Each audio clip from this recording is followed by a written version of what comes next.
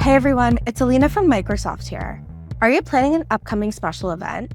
Let me show you how to create a smart attendance tracker using Copilot in Excel, so you can stay organized and enjoy the event stress-free. Start by opening Excel and clicking the Copilot icon in the ribbon. In the Copilot pane, type a prompt like, create a table to track attendance for 40th wedding anniversary party. Include columns for guest names, email, RSVP status, dietary restrictions, and even gift notes. Then click the arrow to submit your prompt.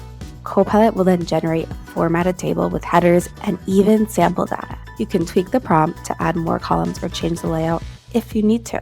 Once you review the table created, you can personalize it. Replace the sample names with your actual guest list. Add drop-downs for RSVP status, those who are attending, not attending, the pesky maybes, and then add notes for gifts or special messages. You can ask Copilot to help you with this. I'm going to ask Copilot, add a drop-down for RSVP status with attending, not attending, and maybe. And then once your tracker is ready, save it to OneDrive and then share it with those who are helping you plan your party. Now your family or co-hosts can update attendance in real time. And that's it. You've just created a personalized attendance tracker for a special event using Copilot in Excel.